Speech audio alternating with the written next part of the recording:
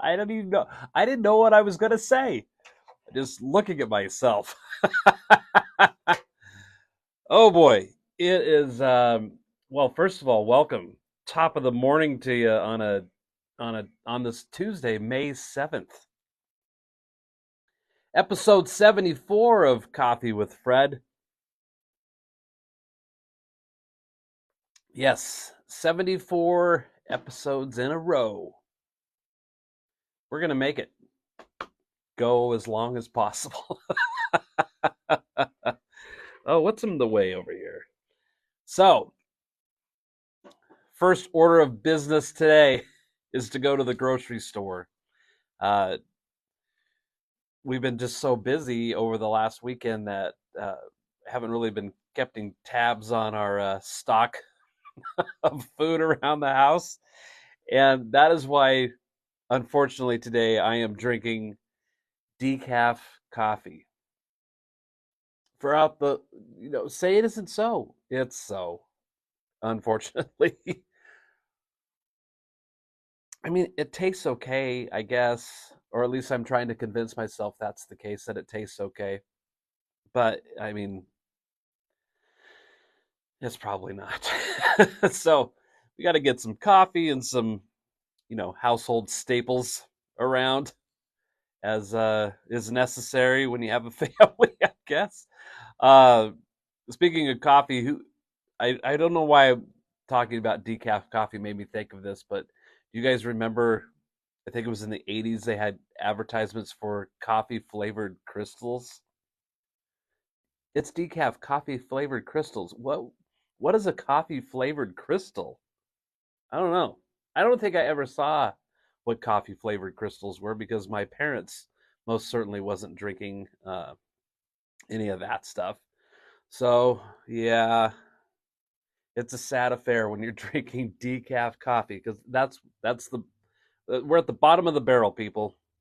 I have a Keurig coffee machine out here in the studio, and uh, the decaf is the last to go because sometimes I have parents that want a cup of coffee and they don't want the caffeine, so that's for them or any other studio guests. I That's enough about decaf coffee, don't you think? I think so. It's the beginning of May, and so we had May 4th, which is there's a lot of celebrating of Star Wars happening on May 4th, and then May 5th being the Revenge of the Fifth.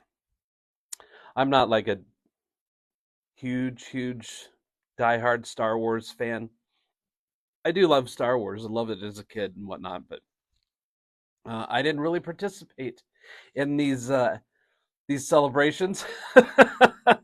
But today is May 7th, so I figured, can anything top May 4th and Revenge of the Fifth? I'm not sure that it could. I had students show up yesterday who talked about having blue milk. So they put blue food coloring in their milk and watched a bunch of Star Wars and things of that nature. I did not do that. But what is the holiday for today, you ask? Well, let me tell you. Today is National Tourism Day.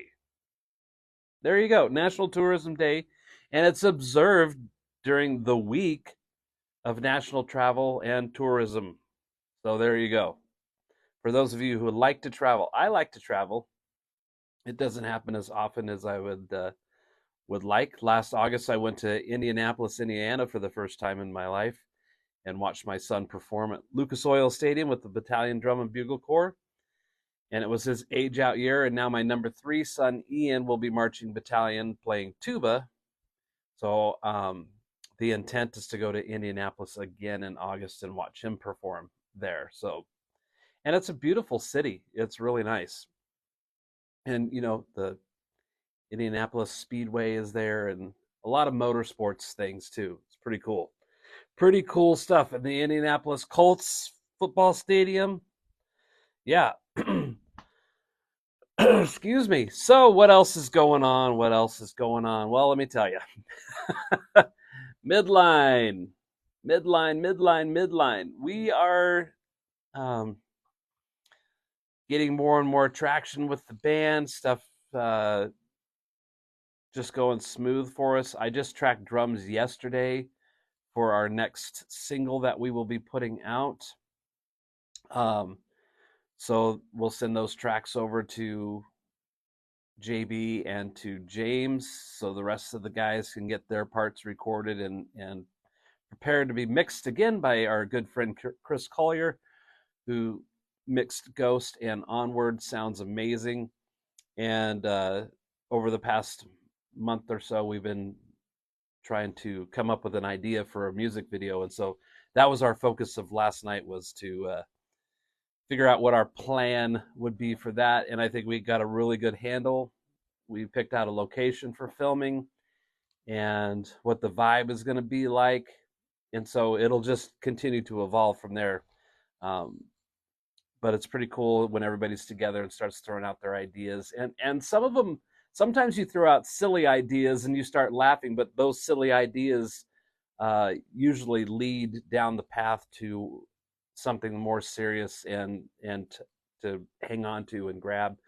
And then that becomes the thing that you're going to do for the video. So looking forward to that. We each have our tasks on what we need to do to make this happen. So that's what we're going to be doing.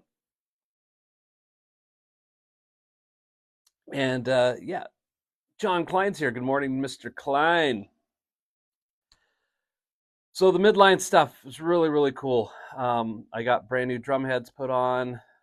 Drum kit sounds amazing as it normally does, but it was ready for fresh heads. So I put those all on last Friday morning. Because we also, here at FM Studios, Friday, Saturday, and Sunday, we recorded 8 songs performed by several different groups of young musicians. So we had a total of 27 musicians come through the door between Friday and Sunday. And it was pretty cool working on a compilation body of work, CD, if you will. I think they're probably going to actually make CDs, but it's for a project that we were hired to do. And I'm not sure how much I'm allowed to say who it's for, but at any rate, we're working on it. And as things unfold, we'll talk more about it, but it was really awesome. There was one drummer in particular who was here, and he had been here before last year recording with the group. And he's a sophomore, I think, in high school. Really, really good drummer. Plays the click really well. His main focus is playing jazz. Great hands and feel. And so in between tracks, I was talking to this drummer, about what his interests were and things like that. And of course, me being a drum teacher myself, I wanted to know who he took lessons for. As it turns out, his family are transplants from Southern California. And he said when he lived in California that Walfredo Reyes Sr. was his drum teacher. And I talked about Walfredo Reyes Jr. recently because over the past year, I've become friends with him through other friends. And he was in town, probably a month and a half ago now. And I talked to him then and talked to him about the Drummers Education Connection. And then Wally gave me his phone number, and I passed that phone number on to the guys at Drummers Education, and he was on their show last Tuesday. And so when I was talking to this drummer, and I'm getting random in my thoughts, sorry. So anyway, this drummer was telling me about how hard Walfredo Reyes Sr. was on him about, you're not going to play the drums, you're going to play on a pillow, you're going to play to the metronome, you're going to develop your fingers.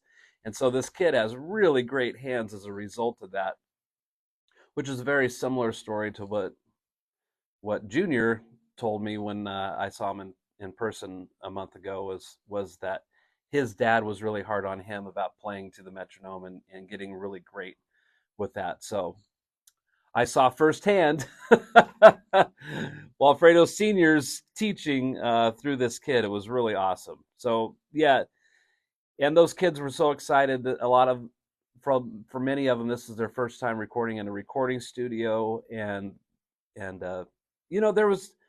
talked about this with Midline last night. There was always something special about packing up your gear and going to a legitimate studio somewhere and setting up and recording and being in that environment. And that's what we've tried to do here in my studio, is create an environment that people want to be in and that's cool and conducive for performing and recording music and learning how to play the drums and so on and so forth. And in the chaos, I mean, it was chaos because we had a lot of some groups were taking a little longer to get work done. There was one or two that got done early that helped try to get things back on track. But, we have a relatively small space. And so moving people in and out was a little bit challenging on, getting around everybody. But by and large, everything went really, really smooth. And it was a great experience. In the midst of that, around noon on Saturday, actually it was Saturday morning before everything got started, I had one of my students' parents text me and said that Cooper, who is my student's name, he's 8 years old, I believe. And he said Cooper was really excited. He had made me a present and wanted to bring it to me. So I thought that was cool and neat that they were thinking about me and wanted to bring me something. I didn't know what it would be. And I said, yeah, you can stop by the studio anytime that you want today. The door will be open and we'll have activity going, but just come on in. And so Cooper shows up with this Lego drum set that he made, which I thought was awesome. Got a little Lego drummer guy here, and he said it was me. And he told me that, now let's see if I can hold this correctly. Let's flip it. Let's be like Tommy Lee. He said one is an actual drumstick and the other one was a Harry Potter one because the Lego kit didn't have 2 drumsticks. So, and you would probably have a hard time seeing, but his mom drew silver earrings on the side of this drummer's face to copy my silver earrings and put a hat on him. And I thought it was really cute and cool and special. So this drummer, Fred Rock here, will now live in the control room, and he can do Tommy Lee maneuvers. Check this out.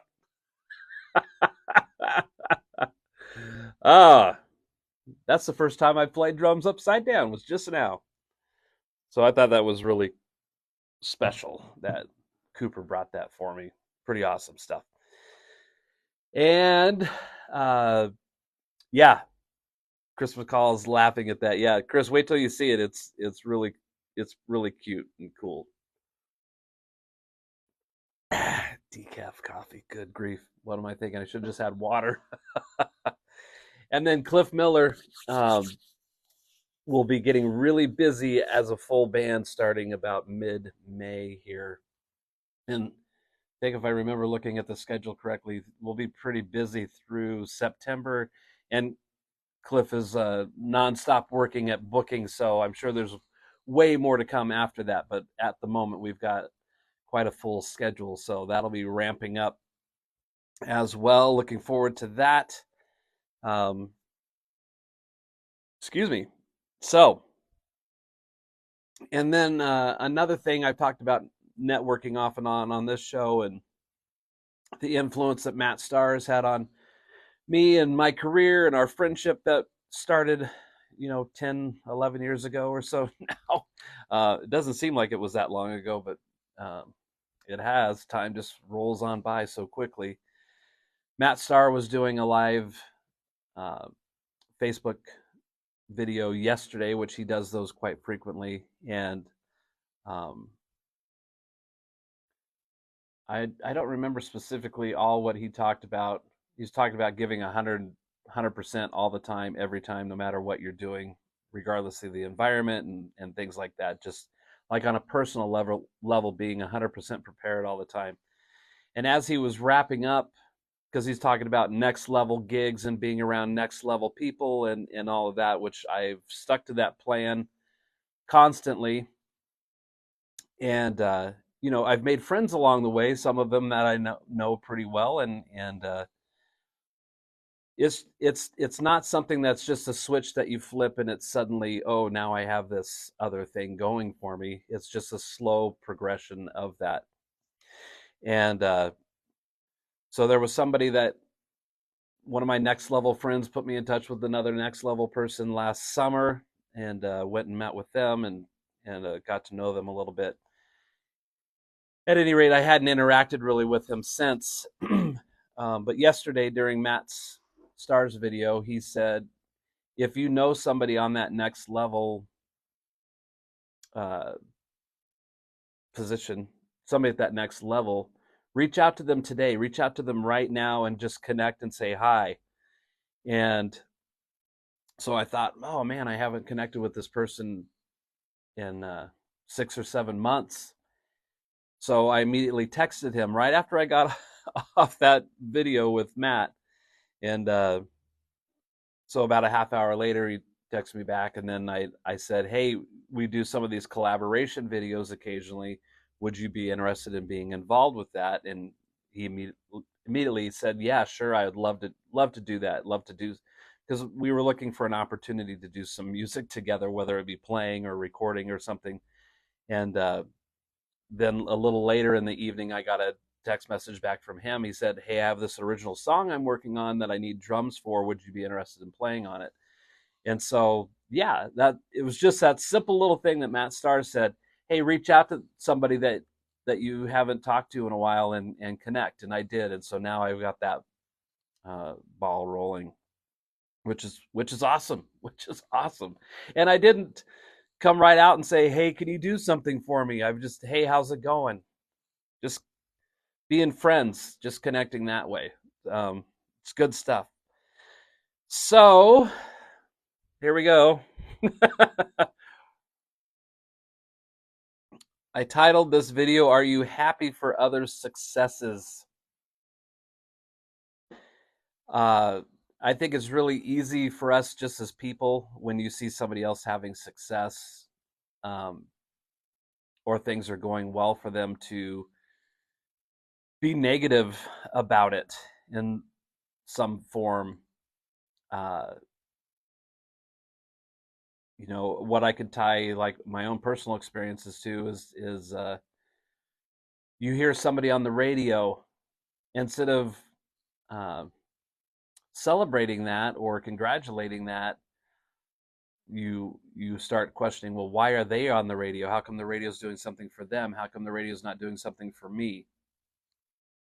Um, so it's turning that back around instead of encouraging that, like, cool, my friends are on the radio. That's really awesome. I want to support that kind of a thing. And I was thinking about this um, recently because uh, short story, our TV in our living room died. I don't know. It might have been just after Thanksgiving, but beginning of December, or possibly before that. Now I can't remember for sure. Anyway, somewhere in the fall, our TV decided to give up, and it was old. It was like, I don't know, 7, 8 years old, possibly. It was less expensive to buy a new TV than to try to fix the old one. So we ended up buying a 52-inch, I think it's a 52-inch TV. It's big. It seems ginormous on our wall. At any rate, it came with all these Roku channels. And my father-in-law was asking me the other day. He said, "How many channels does that thing have?" And as I was scrolling through, I was in 1,100 or something. I was like, a lot. I got tired of scrolling through. Mary says it's a 680,000-inch TV. I mean, 68-inch, 65-inch TV. Yeah, it's big. Anyway, they have like channels just dedicated to certain shows. Little House on the Prairie being one, and I like watching that. It reminds me of being a kid. Um, but what we stumbled upon recently was Family Feud, and watching Steve Harvey interact, and then they have moments on this channel where they just show the highlights. One where they're given 20 or 25 seconds to answer 5 or 6 questions, and then the next person comes out, they're trying to get 200 points. So we're watching things like that. Even the older Family Feud with Richard Dawson, who loves to kiss all the girls on the show and put his arm around them. He's pretty in their bubble, which in today's environment that wouldn't fly. But nonetheless, Mary and I are watching these things, and they ask the questions, and we find ourselves shouting out what we think might be the answers, and then if they get it, you start cheering them on, and you get really, really excited.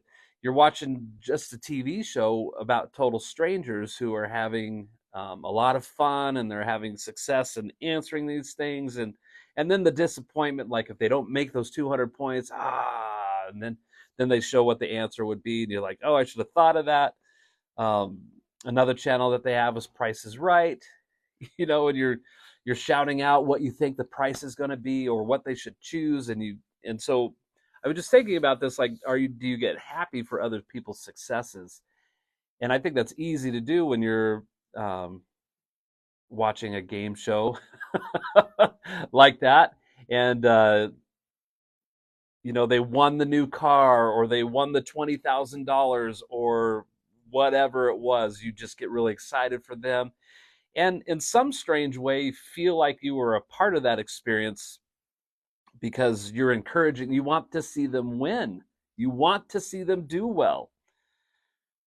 But do we do that in the lives of people that we actually know? Or do we sit back and start criticizing their success? Which seems very, very strange thing to do to me. Not to me. I think you know what I mean. To me, it seems strange that you would do that to somebody. And I've talked about this before. When I started getting more serious about teaching drum lessons, I got to adjust this chair. When I got more serious about teaching drum lessons, I had people around me think that was cool that I would do that, but I would hear things like, but you're not going to get enough students to be able to make that your full-time income. Like, how are you going to get that many people to show up and take drum lessons from you? Some people would say, Fred, people don't care that much about you to help you succeed in that. It just seems so odd that would be the case, or that they would think that way. And so when you have enough people telling you that things are hard to do or probably impossible, that can definitely have an effect on you to stop trying what you're doing, or to change your direction, that wouldn't be your goal anymore. So thankfully, I had people also in my corner saying, yes, it's very possible to do this, and yeah, of course you can do this. Like, look at all the experience you have, all the knowledge you have, and your personality to be able to do things like that. So depending on how close you are with some of these people that are the naysayers, sometimes it's hard to separate those conversations. Others, when even before I think I had the control room built, but it wasn't a quote unquote control room. Original intent was going to be the waiting area for parents and stuff. That's why I have the glass there, so that parents could see in while I'm working with their kids, or something like that. Because a lot of times they're curious and they want to hear and see what's going on, but at a much lower volume. But I started thinking, at the very least, if I had some decent recording equipment that, again, at the very least, that, Midline or any other band I was working with, we could just record what we were doing here for demo purposes and then, or pre-production type purposes, and then go into a studio who really had people who knew what they were doing to be able to do that. And so when I started presenting that to some of the people I was working with, some were excited about that, others was like, nah, I don't see the purpose of doing that. Well, I went ahead and did it anyway. And started having some success on tracking and stuff. A lot of that has to do with my wife, Mary, who actually I could say all of it has to do with her diving in and learning how to do all of this stuff. And then thinking, well, now I know these things are possible. You start telling some of your friends, we're going to build a recording studio. And then you start hearing things like, well, good luck with that. Like, why would we have a response to somebody's excitement and dreams and goals of like that? I don't understand. And I'm probably guilty of it myself, and maybe just unaware that maybe I've said something discouraging to somebody, which I never intend to do. But I think sometimes we just have words that flow out of our mouth that shouldn't. So I just was thinking about that, watching these game shows, and it's fun and getting excited about that. Like, can we be that excited and encouraging for those around us, even if we view them as competition? There's another drummer teacher in town who I am friends with and follow on Facebook, and I will see him post about how his students have had success on doing whatever it is they're doing. And I'll comment, nice, or great job, teacher, or that's so cool, like the post, or whatever. And this guy is in direct competition with Fred Rock School of Drumming. But the point being is that he's teaching a certain group of kids and having success with that, and then his students are having success. And I think that's really cool. Let's catch up on a couple of comments here. Landon, I need to come see Landon play. Greg says your biggest critics will be from those you have already surpassed. Yeah, I think that's probably true. Scotty's here. It's especially difficult when you're young and we all want the same success. I had to do an interview last week and we were talking about this. Oh, Scott, send me the link if there is one. I'd love to watch. Other interviews I've seen with you were very, very interesting. Yeah, I think point well taken. When you're young and you all are wanting the same thing, and when somebody else gets it and you don't, or hasn't happened for you yet, you think that that you deserve the same thing, if not more, or in parallel to that, be thinking, they're not that good, or how is that possible, or whatever. And as Scott is well aware, do you have to be good at your instrument? Absolutely. You should be very good at your instrument. Just like for me personally, on a level, I'm not the greatest drummer out there, but I think I'm good at what I know, and that those are the lanes I run in. And I always want to be better. I think we're always our worst self-critics. But now that I've said all that, I can't remember what I was going to say. Yeah, just networking. That's where I was. Yeah, ability is a must, but you have to have a great attitude and doing the work and meeting the right people and doing the right things.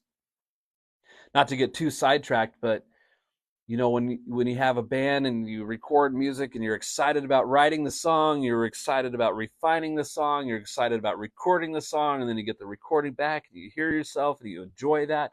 Now what? What are you going to do with that? Just throwing it out on Spotify and one or two posts on your Facebook page and then wondering how come nobody's listened to it? Well, you your promotional part of that is suffering. So you got to get that going too. And that's why sometimes those people have those successes, is because they are doing those other things. They are thinking through those steps to make that happen. Um, I mean, there's a lot of different angles to consider and look at through all of this, but Midline experienced this in the early and mid '90s when we were getting radio play locally, and not just a Sunday night show. We were in regular rotation, and some songs began in heavy rotation. So for about a period of 2 years, there was 4 different releases off the first Midline album that got regular rotation play. That wasn't just handed over to us. And I say us simply because I became the drummer right after that record came out and right after they got on the radio. So I'm not the drummer on the record, but I was the drummer promoting the record and playing all the shows. So yeah, I would say the band is a unit. But we were doing those right things. We were taking those right steps. Having a high quality radio broadcast quality recording was really, really important.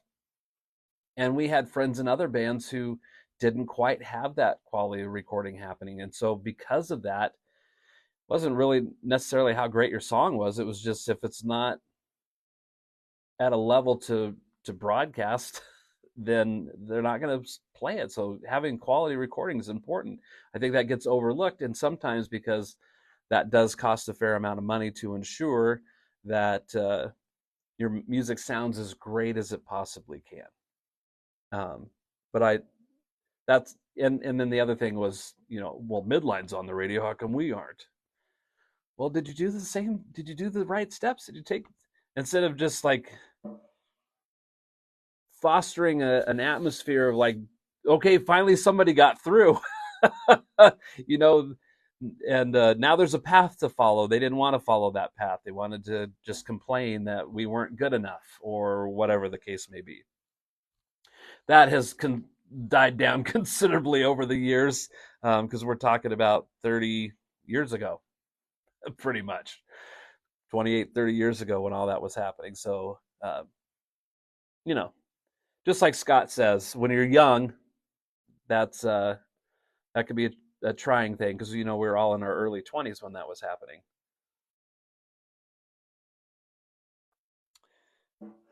Speaking of Scott, my good friend Scott, his band's been out touring. His band being Dishwalla, and doing shows with Creed and I think Everclear. I might be mistaken on who the other bands were. But at any rate, talking to Scott on the phone recently about, they've got fly dates they're going to be doing, and they've got a lot coming up, and then Scott being involved with different groups as well. I get excited for Scott. I love seeing Scott do his thing. I know Scott on a different level than most people who just kind of hear about who he is, and it's, talking to him is just, it's awesome. I get really excited for him, and I get excited for his music, and vice versa too. And it's just this great encouragement thing that goes back and forth. So I would consider Scott a dear friend and somebody in my corner, and I in his, and it's just awesome. And I like having those kind of relationships with people. The Midline guys are all here last night, and we're discussing what our plan is going to be for this next song and the video and the release. And is there something else that we can still do with Ghosts or Onward to help kind of keep pushing those songs as we ramp up for this third release? This third release is going to be something pretty special, I believe, just because of the nature of what it is. But it's so great to be in a band of guys who all know their role, all willing to do what we need to do to move forward with things. In the past, it used to be, we're going to make it. How? I don't know, but we're going to make it. Just saying you're going to make it over and over isn't a plan.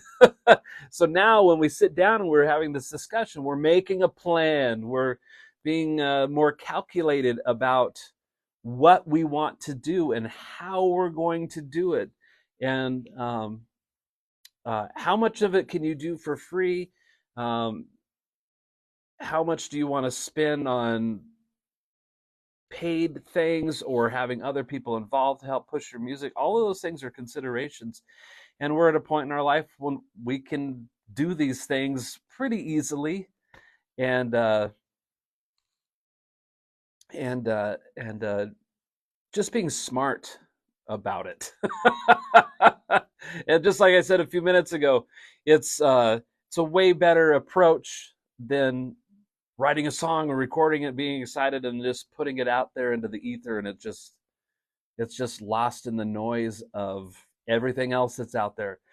In November, Mary and I go to these classes from Taxi, which that's a whole nother discussion, but Taxi is more or less an A&R group that facilitates music for film and TV, which that's a thing that we're part of.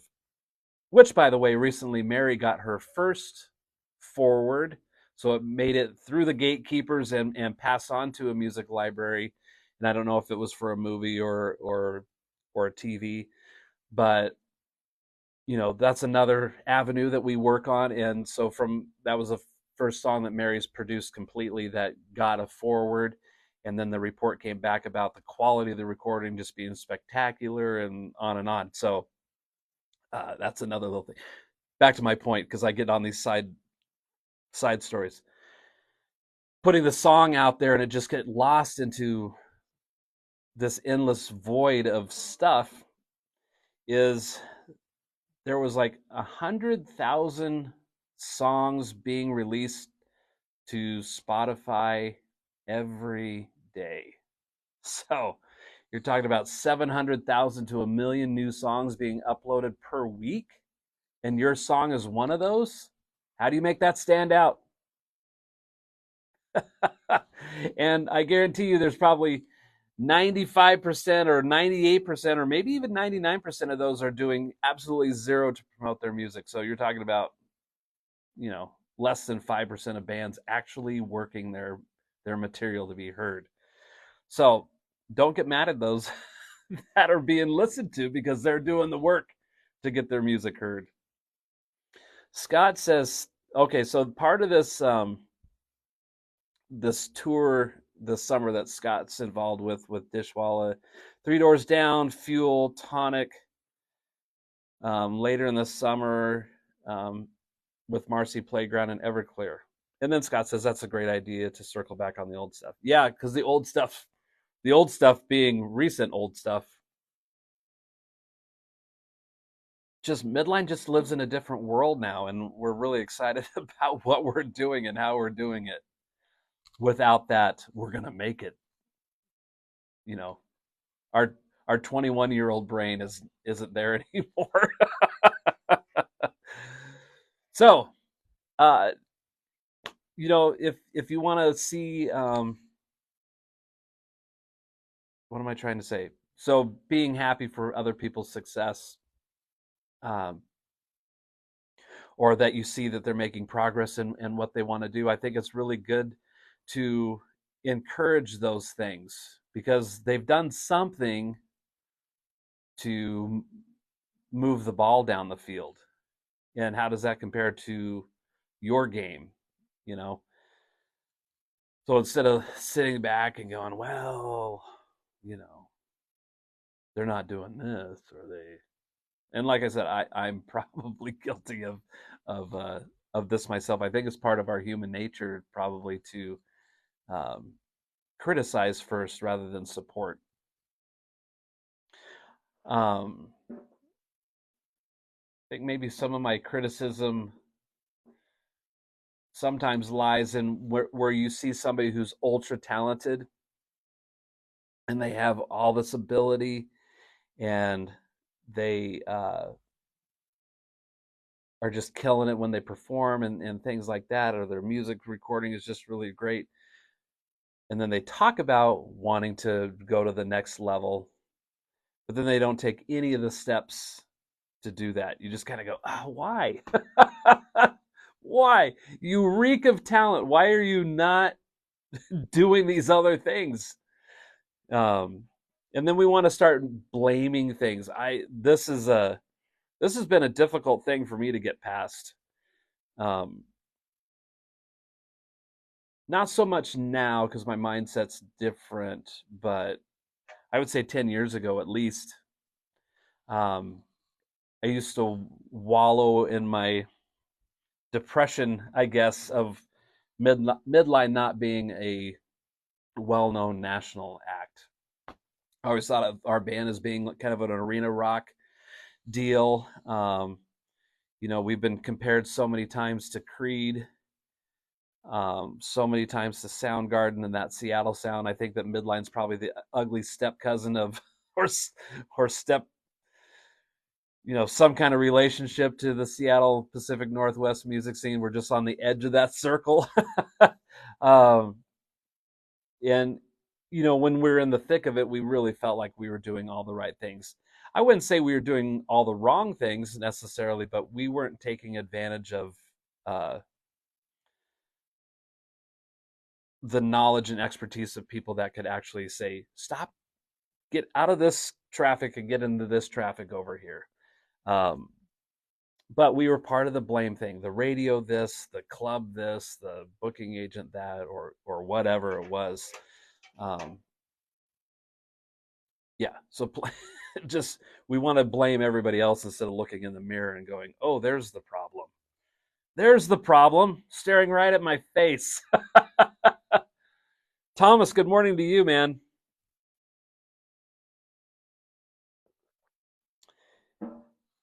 So going back to being excited for other people's successes, um, just I watch this happen more and more when my students might be struggling with something and then something just clicks in their head or whatever it is, and it's like you take the parking brake off and now they're suddenly made this big surge forward and they're playing. And I sit in here and I cheer them on, like got my hands in the air and cheering them on and going, yes, do that, do more of that. That's it. That's the way to move. That's listen to the quality of sound that you're making and how easy it is to do that, and little breakthroughs like that. And they leave here excited too, as they should, because they had this breakthrough and they're playing. And there's always these little, they could be moving along and all of a sudden there's this hurdle to get over. And sometimes that hurdle's pretty high, just depending on what's happening. I had a student here yesterday who came in and um, she's gone back to school to get a teaching degree, I believe, and it's end of year, so all this pressure of tests and just all this life going on that's in the way. So she was sitting right where I am and playing and just being very tense in everything that she was doing.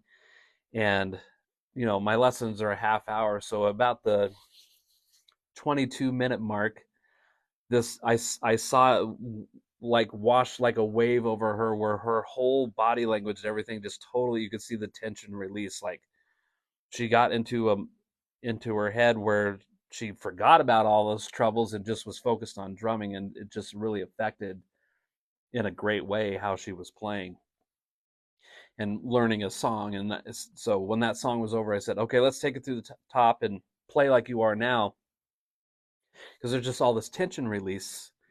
And she was playing really well, and she could feel it too. Like she's like, oh, I forgot I had all these things going on. I was just enjoying drumming, and that was a cool thing to witness. And then she leaves here feeling great. So those little successes, even at that, you know may appear really small, but it just totally changed like how you're feeling and where your mind is, if that makes sense.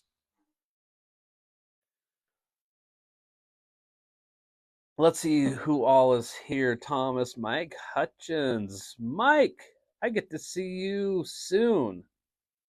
That'll be cool. Uh,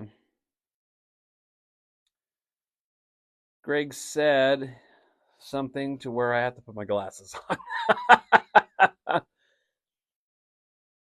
Greg said, "It's never hurt me in any way to be an encouraging force in someone's life rather than being critical and jealous." Yeah, absolutely. Yeah, it's not going to change your trajectory. Well, actually, it might for the better because, I think negative things foster more negative things and encouraging things foster more encouraging things. It's that energy that we're putting into that can really make a difference, minute to minute, hour to hour, day to day, week to week, and so on. All of those, all of those kind of things. Um, Now, I would be uh,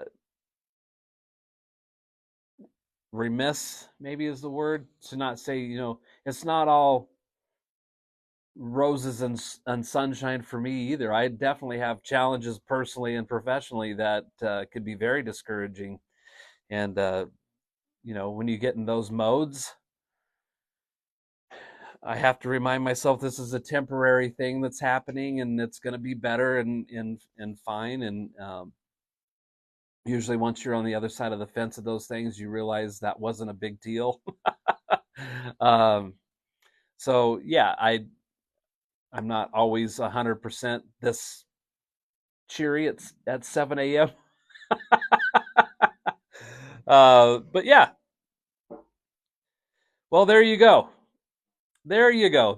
Those are my thoughts for today on are you happy for other people's successes? And then you want to be around those people typically. You want to be around people who are having success and it's I think it's true, birds of a feather that flock together. When you surround yourself by people who have a certain mindset and a certain drive, you can't help but be uh, um, affected by that in a good way. And then when you get into circles of people who are always negative and always saying, "Oh, this is impossible to do this," and "Oh, this entitlement type culture that we live in," we all see it around people who think they're deserving of things they haven't worked for, or how come that guy gets to and I can't? Those kind of things. Um, I think that's a cancer. That's a cancer of our mind. That's a cancer of our soul, and you need to get out of that. You got to get out of that. Joffrey says you attract what you put out. Nowadays, am always glad for others' success in anything. Yes, yeah, good for you, and that's a great place to be. That's a great place to be in. So, guys, gals, go out there today and look at those around you who are having success on what they're doing and congratulate them.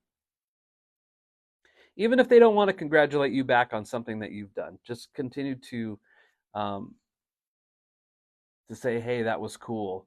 My sisters, I have three sisters. Um, One does a lot of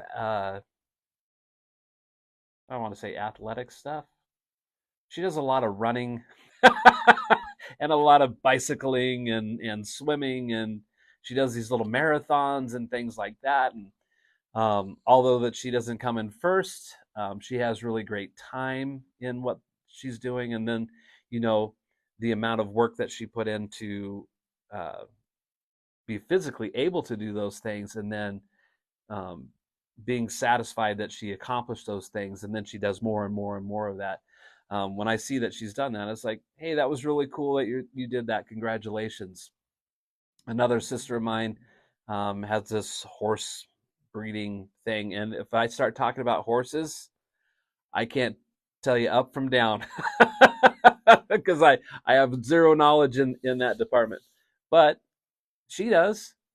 And one of her horses just had a baby foal, whatever they're called, had a little baby horse.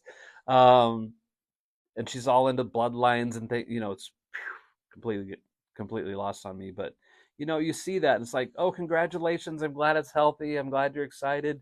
Um, those little things, those are my sisters. It's good stuff. It's good stuff. Well, guys, as usual, wrapping it up. I'm gonna walk with Judo to the bus stop, and Mary and I will be on our way to doing more music stuff before lessons start. So, I think that's it. Thanks for joining in, and thanks for commenting. And if you see this on the replay, let me know your thoughts if you have any. And yeah, go be awesome. All right, see you later.